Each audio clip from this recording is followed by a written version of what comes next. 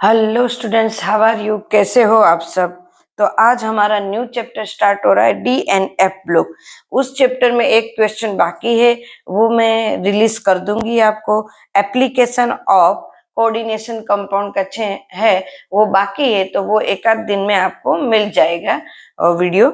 And then students, channel को like करो, subscribe करो, ताकि नए नए वीडियोस मुझे आपके लिए बनाने की इच्छा हो अंदर से कि आप मेरे वीडियोस को देख रहे हो, लाइक कर रहे हो, तो मैं आपके लिए भी कुछ अच्छा बनाऊं, आपको जो यूजफुल हो वैसा। वैसे तो मैं बनाने वाली हूँ, पर फिर भी आप लोग लाइक और सब्सक्राइब करोगे तो मुझे अंदर से और इच्छा होगी।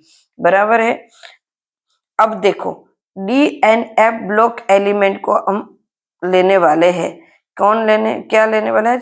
डी और एफ ब्लॉक। वैसे तो डी और एफ ब्लॉक की बात करें तो वो हमारे थियरी और सब मिला के 5 to 10 मार्क्स टोटल काउंट कर लेते हैं, इतना आता है 5 to 10 मार्क्स का। बट फिर भी हमें ये लेना ही है, क्योंकि ये थोड़ा बहुत जितना भी आता है उतना भी हम करेंगे ना, तो हम अच्छे मार्क ले पाएंगे। और साथ साथ में मैं ये भी कहती हूँ कि कोई ऐसे भी स्टूडेंट है जिन्होंने बाकी सब चैप्टर करे हैं और इस चैप्टर को वो हार्ड लग रहा है, ये सब है, तो स्किप करना चाहते हैं, तो जो लास्ट 5 to 10 ईयर्स में जो पूछे गए हैं ना, वैसे क्वेश्चन को कर लेना है, ताकि उनको पूरा चैप्टर नहीं करना है तो भी कोई प्रॉब्लम ना हो। स्टूडेंट्स, क्लियर है? तो ये याद रखना है, इस तरह से इस चैप्टर को करना है। ये तो मैं भी वीडियो में आपको बताती रहूंगी कि ऐसे ऐसे क्वेश्चन एग्जाम में पूछे जाते हैं, तो ऐसे क्वेश्चन करो। ऐसे क्वेश्चन अगर छोड़ना है तो आप छोड़ सकते हो, वो मैं भी वीडियो में आपको बताती जाऊंगी, ताकि आपको ये भी पता चले। पर लास्ट 5 to 10 ईयर्स के करोगे तो चलेगा। बाकी मैं तो ये चाहती हूँ कि आप पूरा का पूरा ना छोड़ो, मेरे वीडियो देखो, ताकि आपको थोड़े थोड़े तो समझ में आ ही जाएंगे। मैं एक एक टॉपिक को ही ले रही हूँ ताकि आपको पता चले। अब देखो, डी एंड एफ ब्लॉक, तो आज तो हम पहले डी ब्लॉक को ही करेंगे। बराबर, डी ब्लॉक के बाद ही बात करेंगे। तो सबसे पहले आज है इंट्रोडक्शन, फिर उसके बाद हम पढ़ेंगे पहले डी ब्लॉक। अब देखो, इंट्रोडक्शन की बात करें, डी ब्लॉक की बात करें, तो जैसे कि आयरन है, Fe है, कॉपर है, सिल्वर Ag है, और हम गोल्ड है। ये बहुत सारे ऐसे जिसकी बहुत ही ज्यादा यूजफुल है। इसको ट्रांजिशन मेटल कहते हैं। क्यों कहते हैं? सारे के सारे हम रीजन इसमें देखते ही जाने वाले हैं। ट्रांजिशन मेटल, ये सारे बहुत ही इम्पोर्टेंट मेटल है, कितनी सारी जगह पे। बराबर है, ये इंडस्ट्रियल लेवल पे, हमारे डेली रूटीन लाइफ में कहीं ना कहीं इसको थोड़ी बहुत तो यूज करते हैं। साथ साथ में थोरियम है, पैलेडियम है, यूरेनियम है, ये सारे है ना, ये न्यूक्लियर एनर्जी को रिलीज करने वाले सोर्सेस है। न्यूक्लियर एनर्जी को रिलीज करने वाले एनर्जी, तो मॉडर्न टाइम में इसको भी यूज सबसे ज्यादा किया जाता है, इसको भी बहुत यूज किया जाता है। अब डी ब्लॉक की बात करें, आपने पीरियोडिक टेबल पढ़ा है। पीरियोडिक टेबल में हम देखें तो डी ब्लॉक के ग्रुप है, कौन कौन से ग्रुप होंगे? तो 3 to 12 नंबर का ग्रुप है। 3 to 12 ग्रुप, इसमें सारे के सारे जो भी आते हैं एलिमेंट, उसको हम कहेंगे डी ब्लॉक। कितने जितने भी इसमें एलिमेंट आएंगे वो सारे के सारे डी ब्लॉक में है, ऐसा ही हम कहेंगे। बराबर, क्योंकि उस टाइम के इसमें जो भी होगा 3 to 12 के बीच में, 3 ग्रुप से लेके 12 ग्रुप के बीच में जितने भी एलिमेंट आते हैं, उसके आउटर ऑर्बिटल, मतलब लास्ट ऑर्बिटल में इलेक्ट्रॉन है, वो डी ऑर्बिटल्स में होते हैं। कौन से ऑर्बिटल्स में होते हैं? डी। और उसको ट्रांजिशन मेटल कहते हैं। Transition metal. अब ट्रांजिशन मेटल क्यों कहते हैं? क्योंकि वो बीच में होते हैं। ट्रांस करता है किसके बीच में? एस और पी ब्लॉक में।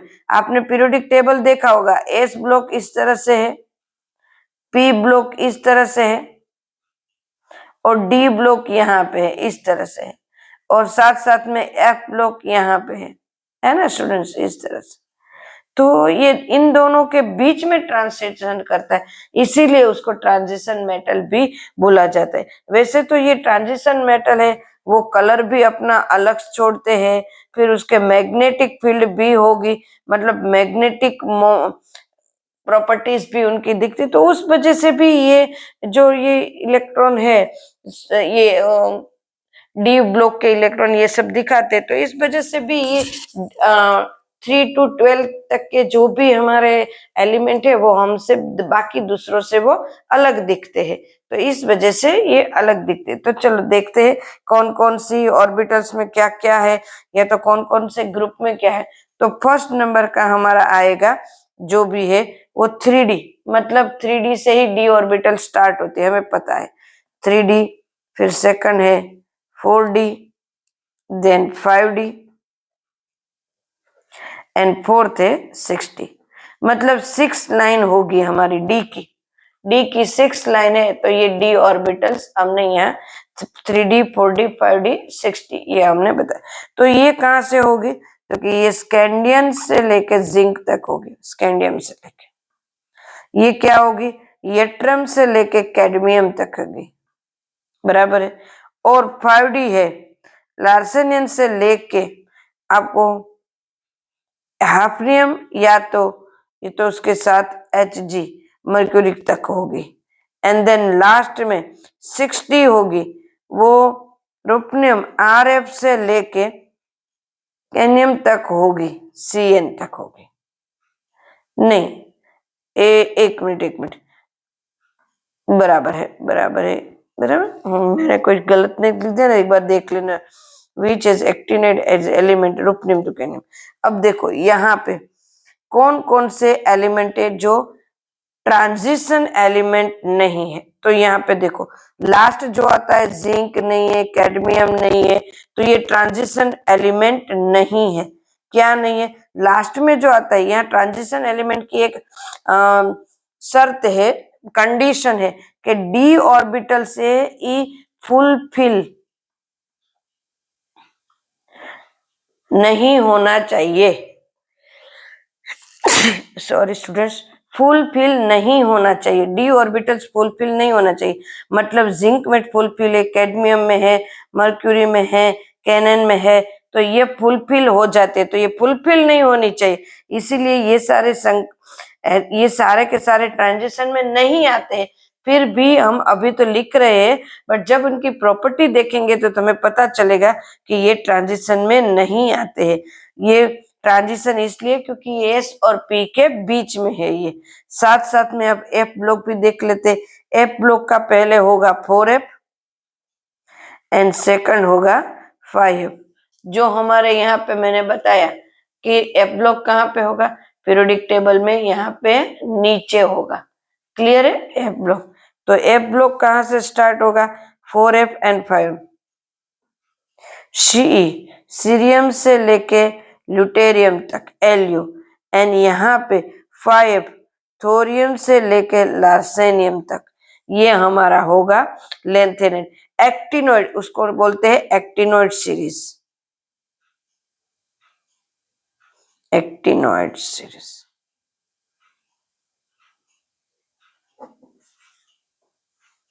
बराबर, इसको बोलते हैं लेंथेनाइड क्योंकि एल है। This is actinoid and this is lanthanide, lanthanoid series, इसको लेंथेनॉइड, इसको एक्टिनॉइड कहते हैं। क्लियर, यहाँ पे ये इंट्रोडक्शन है। अब देखो इसकी प्रॉपर्टी है वो थोड़ी थोड़ी अलग दिखेगी। किससे अलग दिखेगी, तो क्योंकि देखो इन दोनों की बात नहीं करेंगे, अब हम सिर्फ डी ब्लॉक की पहले बात करेंगे, डी ब्लॉक के एलिमेंट्स की ही बात करेंगे। तो डी ब्लॉक में ऐसे कितने सारे है जो हमें मैंने कहा कलरफुल है, उसको कैटेलाइज में यूज किया जाता है, सब जगह पे अलग, मतलब उसके यूजेस है वो भी बहुत है, बराबर है। तो ये इस चैप्टर में हम पूरे के पूरे डी ब्लॉक की प्रॉपर्टीज, फर्स्ट सेकंड थर्ड सारे के सारे डी ब्लॉक की प्रॉपर्टीज और इन सबको स्टडी करेंगे, बराबर है। उसकी इम्पोर्टेंस भी ज्यादा है क्योंकि वो कहाँ पे यूजफुल होते हैं, तो कि वो हमें इंडस्ट्रियल लेवल पे यूज होते हैं। कहाँ कहाँ पे आए, तो कि इंडस्ट्रियल लेवल पे यूज होंगे, देन कैटेलाइज में यूज होंगे। ये सारे कलरफुल कंपाउंड में यूज होंगे, मैग्नेटिक प्रॉपर्टी में यूज होंगे। तो बहुत सारी जगह पे हमें डी ब्लॉक के एलिमेंट है, ट्रांजिशन एलिमेंट यूजफुल होने वाले है। तो ये था हमारा सिर्फ इंट्रोडक्शन। और हमें इलेक्ट्रॉन कॉन्फ़िगरेशन वैसे तो हम 11th में कर चुके, हम 11th में कर चुके, बट फिर भी यहाँ हम जैसे जैसे पढ़ेंगे ये हम करते जाएंगे, क्या करते जाएंगे, उसकी कॉन्फ़िगरेशन और सब अच्छे से धीरे धीरे समझते जाएंगे। आज तो सिर्फ मैंने क्या दिया है, आज तो सिर्फ मैंने इंट्रोडक्शन ही दिया है कि वो कहाँ पे आता है टेबल में। तो मैंने टेबल में वो कहाँ पे आता है वो भी, उसकी पोजीशन भी दिखा दी है कि ये यहाँ पे हमने, तो वो हमें कर लिया, उसकी पोजीशन हमने कर लिए। ये रहा हमारा पोजीशन। डी ब्लॉक एस और पी के बीच में डी ब्लॉक आता है and this is F block होगा, बराबर। तो नेक्स्ट टाइम से हम उसकी कॉन्फ़िगरेशन के साथ आगे की पूरी हम स्टडी करने वाले हैं। क्लियर है स्टूडेंट्स? नेक्स्ट वीडियो से। तो आज का था हमारा introduction. Okay, bye, take care.